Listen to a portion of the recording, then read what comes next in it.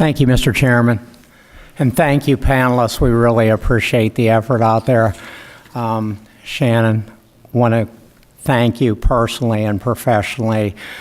We did a program last year that kind of went off the rails, and I can tell you within a 24-hour period, we were able to collect 560 tires and 560 TVs.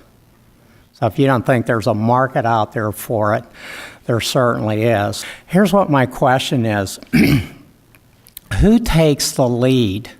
Because when we went back and forth through it, some of it was county, some of it was state, some of it was PennDOT.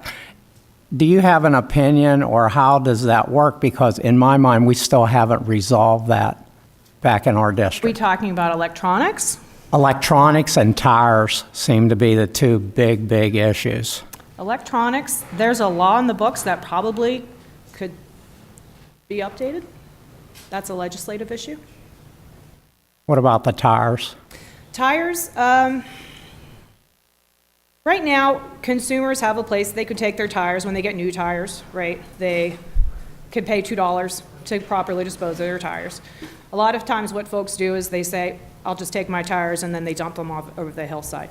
When you see a pile of tires like 10 or 12 on the side of the road, or 40 or 50, sometimes what you have is a private hauler going to, and I mean a small hauler, not one of your Waste or your Republics, but a small guy with a pickup truck going to the little gas station, mechanics, in the back alley, hey, I'll take your tires to a proper facility, and then he takes the money and he dumps them over the hillside, all right? So the tires, there's not, maybe there's a regulatory answer to some tires, but for residents, having a convenient, affordable place to take tires, just like electronics, just like bulky waste, the mattresses, the appliances, when they need to, is the systematics, the infrastructure solution that we need in Pennsylvania. Right. We have a history of nickel and diming waste and recycling.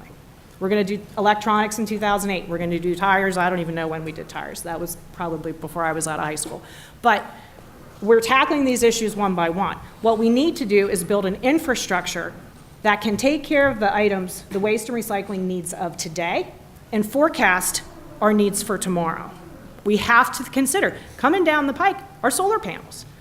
If people start dumping solar panels, it's going to be a huge environmental public hazard, public health risk for everybody. It's huge. We have got to build the infrastructure today, and then we can address all of these items: tires, electronics, appliances. Imagine you have an ailing parent, right? They pass away. You got to get rid of their stuff this weekend. If you live in rural Pennsylvania, you don't have regular bulky waste collection. I live in Westmoreland County. Waste management comes every Tuesday morning. They'll take anything. I have a municipal contract. If I have a television, I can call them, all right? I've got great affordable service because we have economies of scale. But we're in a populated area that can support that.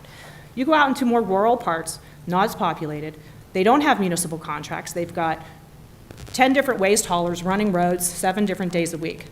Everybody's got different services, paying different prices. Some of them have access to tire collection, some of them don't. You have to get rid of you have to clean out your parents' house. Where are you going to take it?